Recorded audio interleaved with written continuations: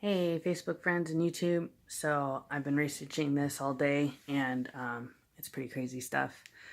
But I really think I just had an epiphany, kind of. But Satan comes to steal, kill, and destroy.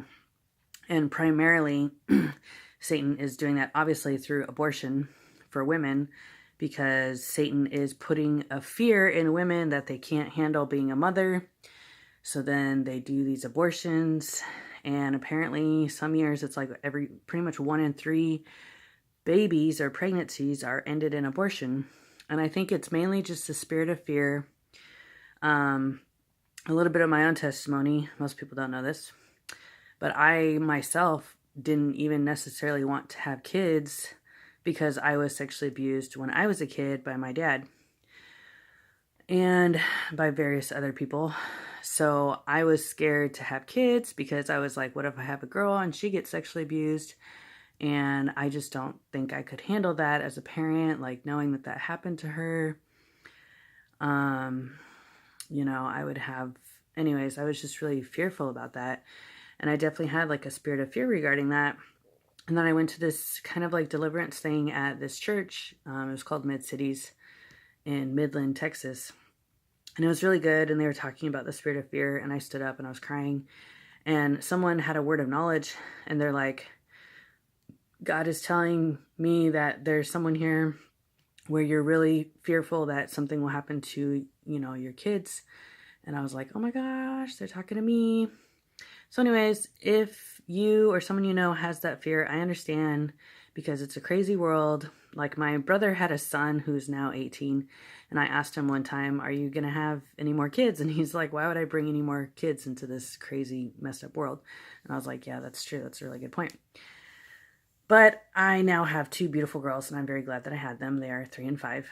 And I'm just going to stay in faith that they will be safe and that nothing will happen to them because I'm going to watch them like a hawk.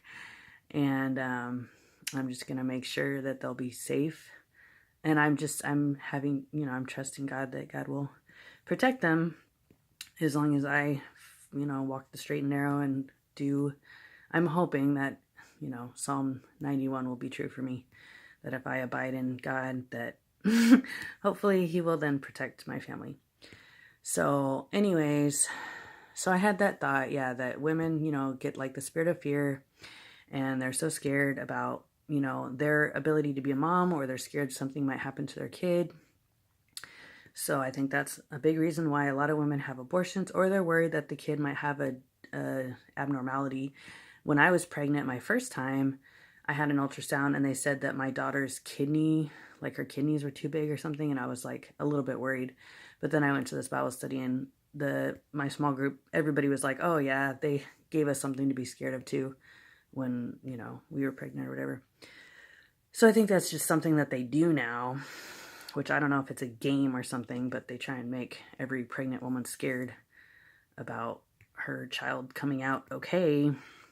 And maybe it's because they want more abortions to happen. Apparently, a lot of money is made off of abortions for the clinics that do them, for the doctors that do them, which is very sad. It's like, who's paying them? But I guess it's the elite, which I've talked about that in a few videos, but they want to cause depopulation. So you can look that up, Bill Gates depopulation, if you want, but I won't talk about that too much. Anyways, okay, so Satan attacks men through abortion. And then, Satan comes to steal, kill, and destroy. So then the alternative of that, or the pairing of that for men, is homosexuality. And I think that primarily comes also through the spirit of fear because men maybe get scared that they won't be a good dad. Like maybe their dad wasn't a good dad, so then they think they won't be a good dad, or they're scared of their ability to work and provide. I think in some cases it could be a laziness, they don't want to put in that effort to provide for a family. Really, ultimately, it's selfishness because it's like, I don't want to provide for children, so then they become homosexual. I think it's also egotistical because it's like they are so in love with themselves that they want a partner that looks just like them, that's a man. Like part of love is loving something very different from yourself. And that's what's so beautiful about it.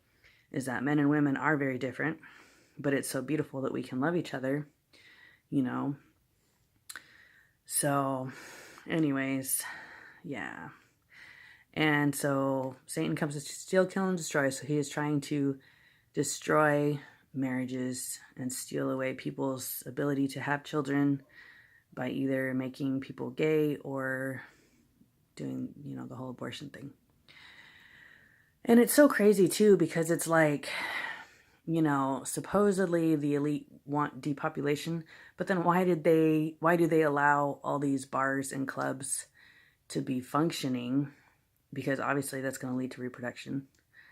People get drunk, and that's primarily apparently what happens. Someone posted on my Facebook that he knows girls who would go out every weekend and like get pregnant and then just have an abortion. I don't know why they wouldn't get on birth control.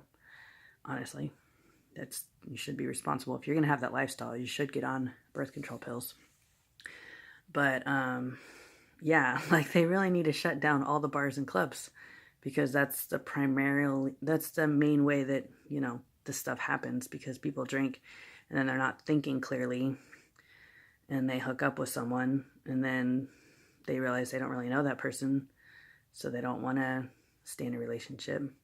And really the ultimate thing is that, a lot of people out there are only interested in the chase, which I remember my friend talking about that. Like her mom was telling her that a lot of people only want the chase.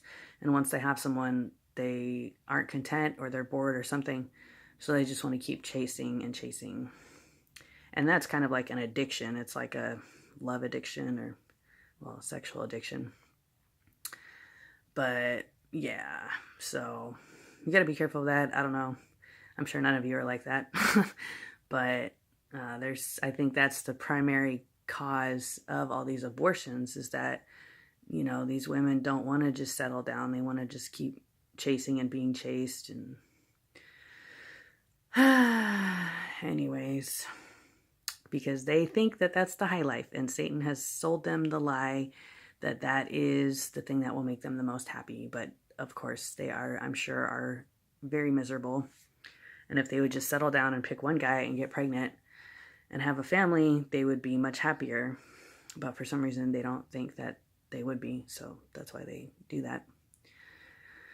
So, yeah. So I think the main solution, really, if it could happen, would be to shut down all the bars and clubs and pornography. I've emailed President Trump about this a few times. I don't know if he's actually seeing those emails, because I'm sure he gets like millions of emails. But you can email President Trump. You can just Google, like, email the president, email the White House. And that is, if that could happen, it would just change our world. If all the porn websites could just be blocked and shut down. Like, I don't think it would be that hard. But people want the money. And I'm sure that they produce a lot of money. The same way that apparently abortions produce a lot of money. So it's just a sick world, And then, like, when you really look into all this, it's like, it does kind of shake your faith a little bit. I mean, I'm always going to have faith in God, but it's easy to ask the questions, like, why is so much evil happening when God exists and when he is a good God? Why does he let all this stuff happen? And we don't know. And I like how Joyce Meyer says it, you just have to be okay with not having all the answers. And you just can't know everything in life, because we aren't God. And only God knows why he allows things to happen. But it is mind-boggling and baffling. Why does God allow all these babies to get aborted and murdered? I don't know. Why does God allow children to get molested?